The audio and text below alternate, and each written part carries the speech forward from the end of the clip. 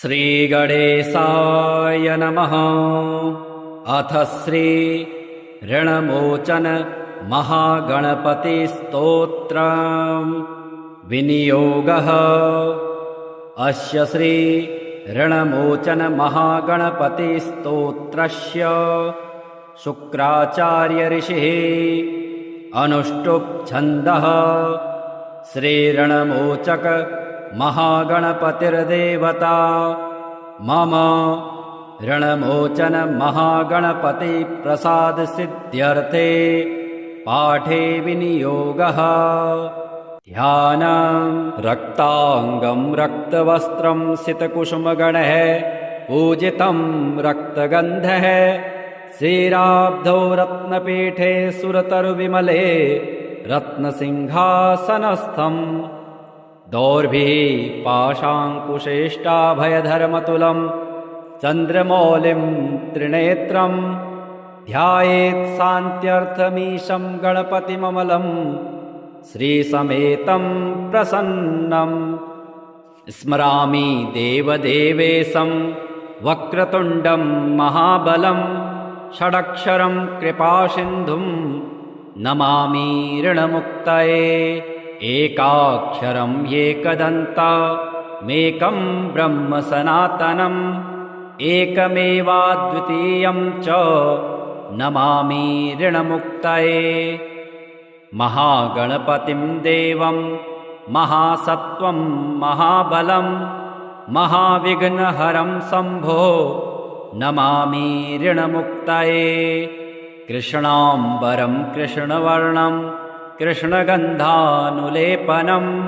कृष्णसर्पोपवीतं च नमामि ऋणमुक्तये। रक्ताम्बरं रक्तवर्णं रक्तगन्धानुलेपनं रक्तपुष्पप्रियं देवं नमामि ऋणमुक्तये। पीताम्बरं पीतवर्णं पीतगन्धानुलेपनं पीतपुष्पप्रियं देवं नमामि ऋणमुक्तये। धूम्राम्बरं धूम्रवर्णं धूम्रगन्धानुलेपनं होमधूमप्रियं देवं नमामि ऋणमुक्तये। भालनेत्रं भालचन्द्रं पाशाङ्कुशधरं विभुं चामरालङ्कृतं देवं नमामि ऋणमुक्तये। इदं तृणहरं स्तोत्रं सन्ध्यायां यः पठेन्नरः षड्मासाभ्यन्तरेणैव ऋणमुक्तो भविष्यति।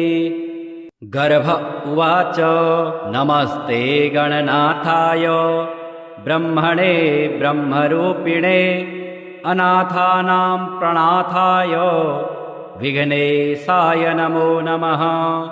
ज्येष्ठराजाय देवाय देवदेवेशमूर्तये अनादये परेशाय चादिपूज्याय ते नमः। सर्वपूज्याय सर्वेषां सर्वरूपाय ते नमः।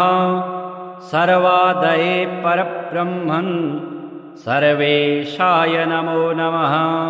गजाकारस्वरूपाय गजाकारमयाय ते गजमस्तकधाराय गजेशाय नमो नमः।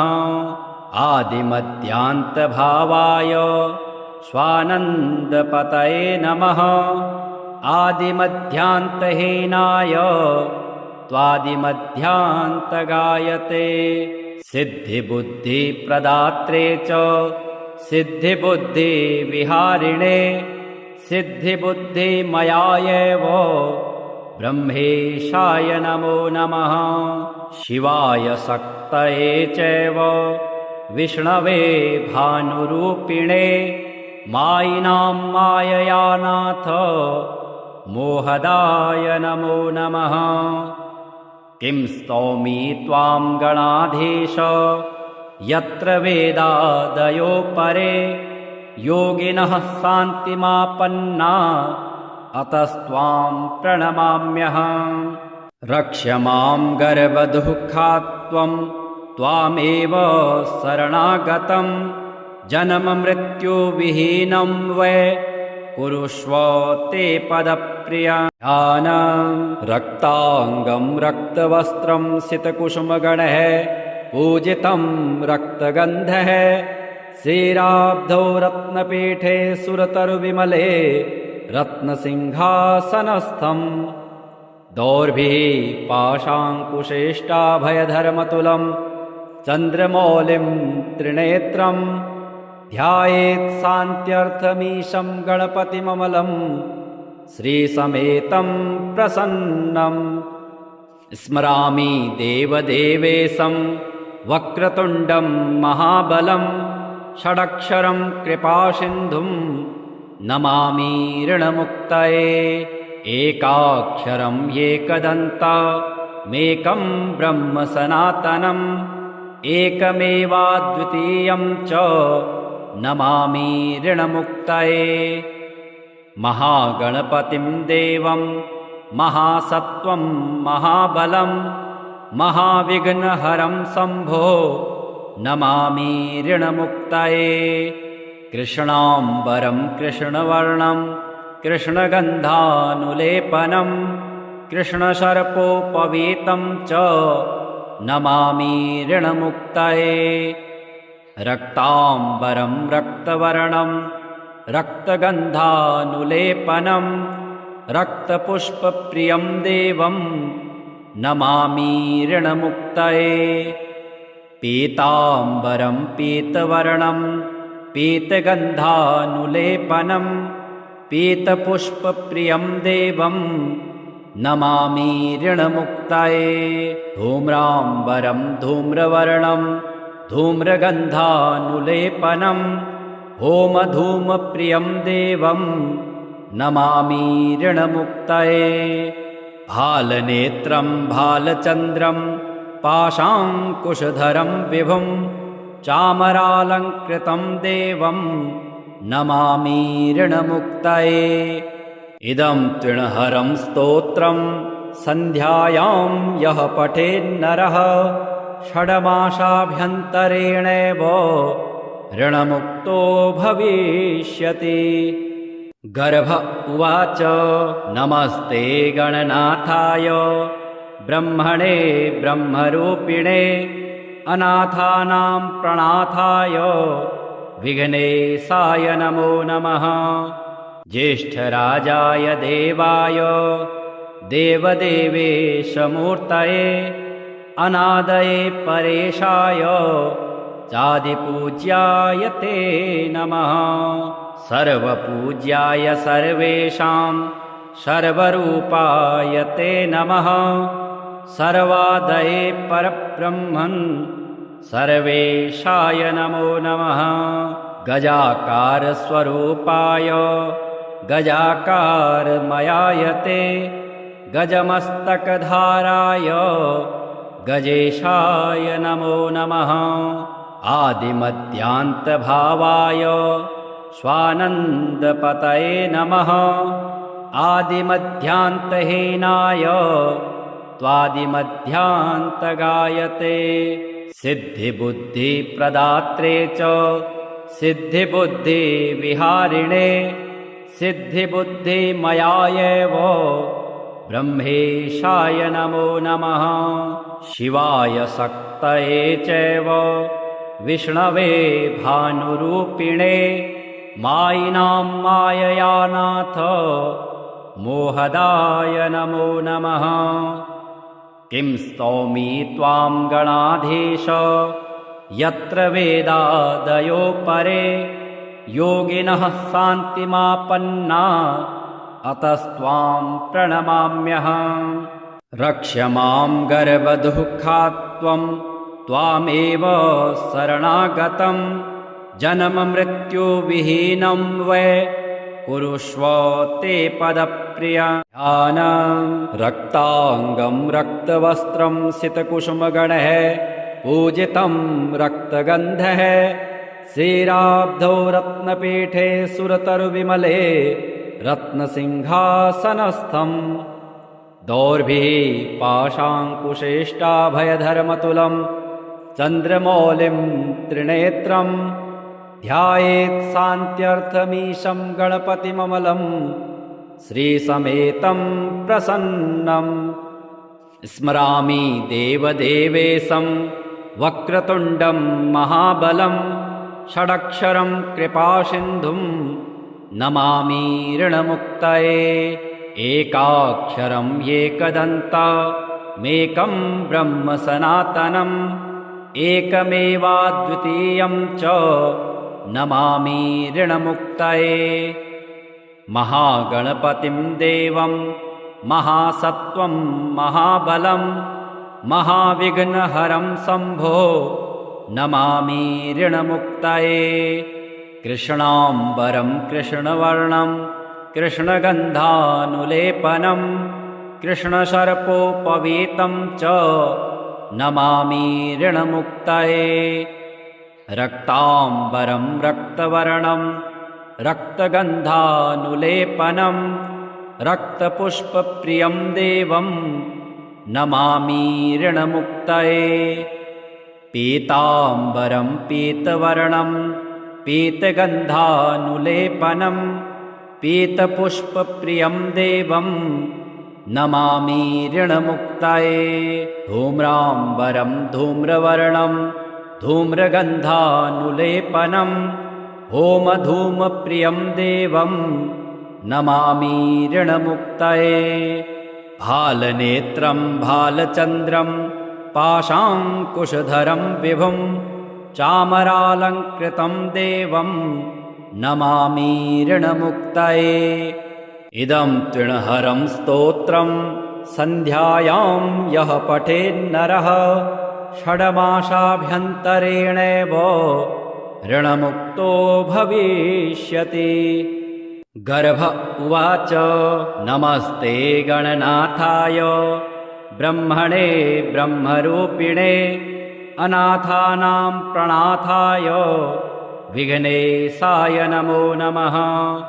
ज्येष्ठराजाय देवाय देवदेवेशमूर्तये अनादये परेशाय चादिपूज्याय ते नमः। सर्वपूज्याय सर्वेषां सर्वरूपाय ते नमः। सर्वादये परब्रह्मन् सर्वेशाय नमो नमः। गजाकारस्वरूपाय गजाकारमयाय ते गजमस्तकधाराय गजेशाय नमो नमः। आदिमध्यान्तभावाय स्वानन्दपतये नमः। आदिमध्यान्तहीनाय त्वादिमध्यान्तगायते। सिद्धिबुद्धिप्रदात्रे च सिद्धिबुद्धिविहारिणे सिद्धिबुद्धिमयायैव ब्रह्मेशाय नमो नमः। शिवाय शक्तये चैव विष्णवे भानुरूपिणे मायिनां माययानाथ मोहदाय नमो नमः। किं स्तौमि त्वां गणाधीश यत्र वेदादयो परे योगिनः शान्तिमापन्ना अतस्त्वां प्रणमाम्यहम्। रक्ष मां गर्भदुःखात् त्वामेव शरणागतं जन्ममृत्युविहीनं वै कुरुष्व ते पदप्रियानं।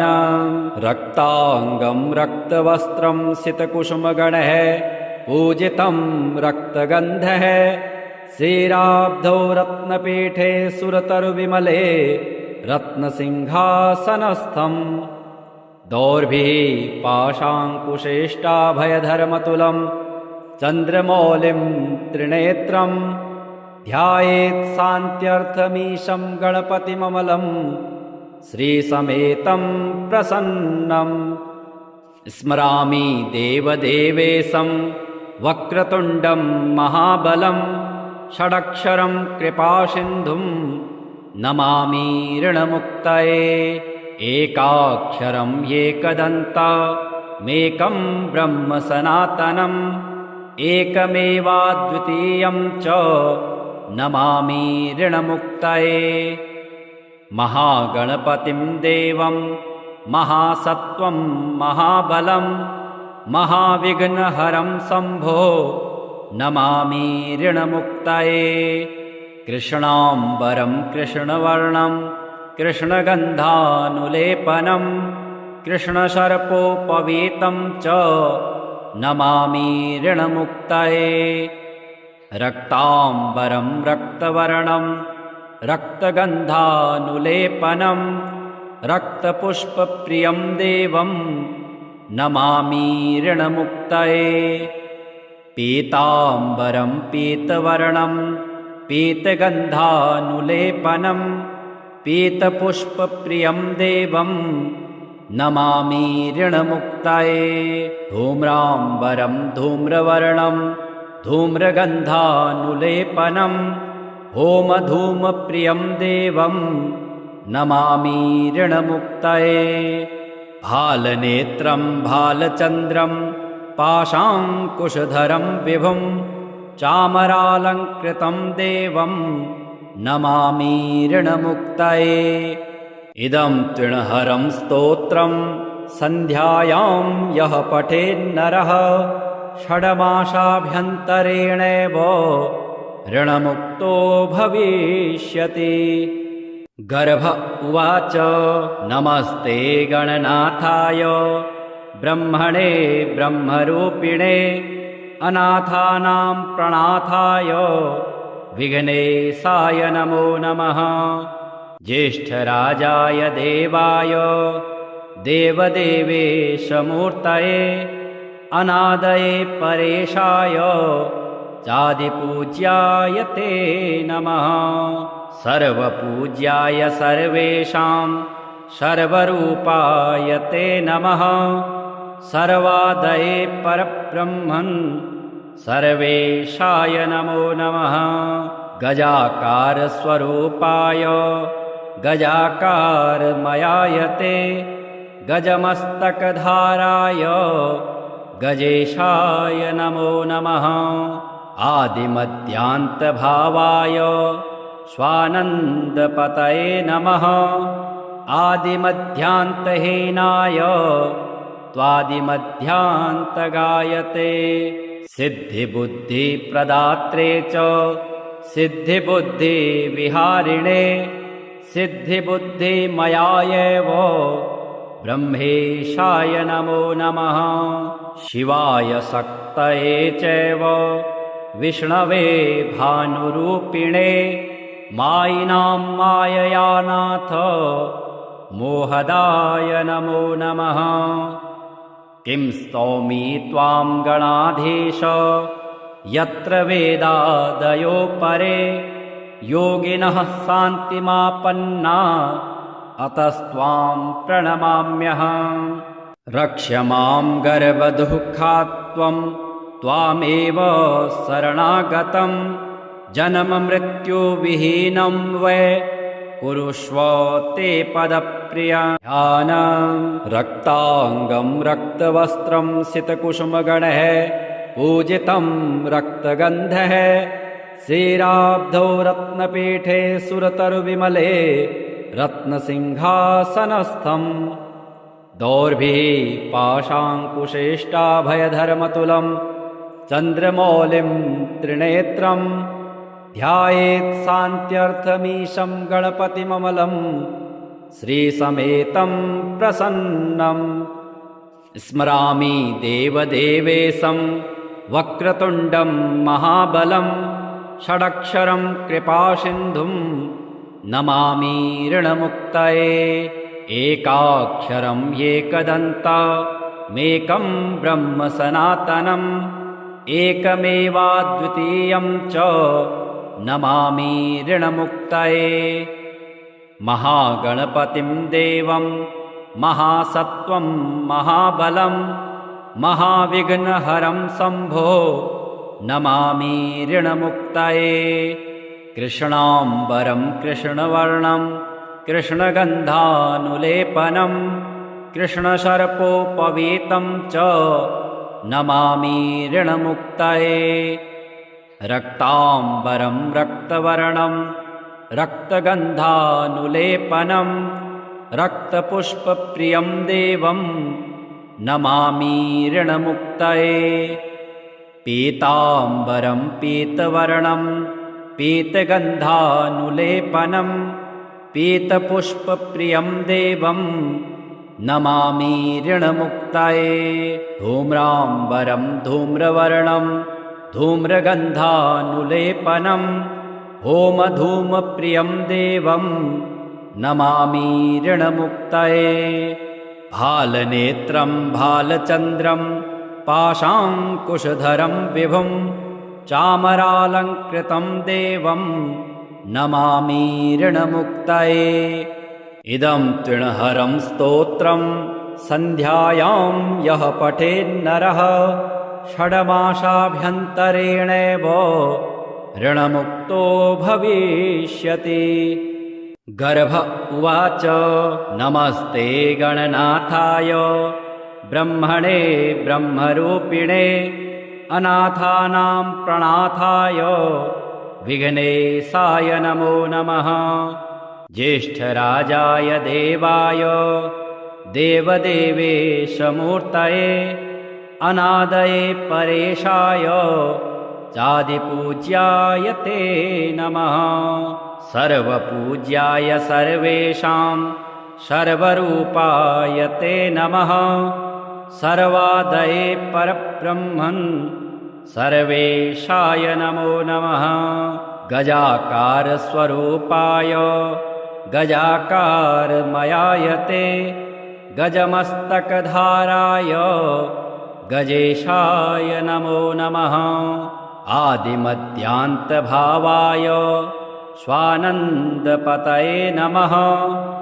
आदिमध्यान्तहीनाय त्वादिमध्यान्तगायते। सिद्धिबुद्धिप्रदात्रे च सिद्धिबुद्धिविहारिणे सिद्धिबुद्धिमयायैव ब्रह्मेशाय नमो नमः। शिवाय शक्तये चैव विष्णवे भानुरूपिणे मायिनां माययानाथ मोहदाय नमो नमः। किं स्तौमि त्वां गणाधीश यत्र वेदादयो परे योगिनः शान्तिमापन्ना अतस्त्वां प्रणमाम्यहम्। रक्ष मां गर्भदुःखात् त्वामेव शरणागतं जन्ममृत्युविहीनं वै कुरुष्व ते पदप्रियानं। रक्ताङ्गं रक्तवस्त्रं सितकुसुमगणः पूजितं रक्तगन्धः श्रीराब्धौ रत्नपीठे सुरतरुविमले रत्नसिंहासनस्थम्। दौर्भिः पाशाङ्कुशेष्टाभयधर्मतुलं चन्द्रमौलिं त्रिनेत्रं ध्यायेत् शान्त्यर्थमीशं गणपतिममलं श्रीसमेतं प्रसन्नं। स्मरामि देवदेवेशं वक्रतुण्डं महाबलं षडक्षरं कृपासिन्धुं नमामि ऋणमुक्तये। एकाक्षरं एकदन्तमेकं ब्रह्म सनातनम् एकमेवाद्वितीयं च नमामि ऋणमुक्तये। महागणपतिं देवं महासत्त्वं महाबलं महाविघ्नहरं शम्भो नमामि ऋणमुक्तये। कृष्णाम्बरं कृष्णवर्णं कृष्णगन्धानुलेपनं कृष्णसर्पोपवीतं च नमामि ऋणमुक्तये। रक्ताम्बरं रक्तवर्णं रक्तगन्धानुलेपनं रक्तपुष्पप्रियं देवं नमामि ऋणमुक्तये। पीताम्बरं पीतवर्णं पीतगन्धानुलेपनं पीतपुष्पप्रियं देवं नमामि ऋणमुक्तये। धूम्राम्बरं धूम्रवर्णं धूम्रगन्धानुलेपनं होमधूमप्रियं देवं नमामि ऋणमुक्तये। भालनेत्रं भालचन्द्रं पाशाङ्कुशधरं विभुं चामरालङ्कृतं देवं नमामि ऋणमुक्तये। इदं तृणहरं स्तोत्रं सन्ध्यायां यः पठेन्नरः षड्मासाभ्यन्तरेणैव ऋणमुक्तो भविष्यति। गर्भ उवाच नमस्ते गणनाथाय ब्रह्मणे ब्रह्मरूपिणे अनाथानां प्रणाथाय विघ्नेशाय नमो नमः। ज्येष्ठराजाय देवाय देवदेवेशमूर्तये अनादये परेशाय चादिपूज्याय ते नमः।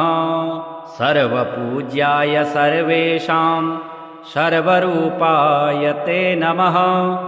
सर्वादये परब्रह्मन् सर्वेशाय नमो नमः। गजाकारस्वरूपाय गजाकारमयाय ते गजमस्तकधाराय गजेशाय नमो नमः। आदिमध्यान्तभावाय स्वानन्दपतये नमः।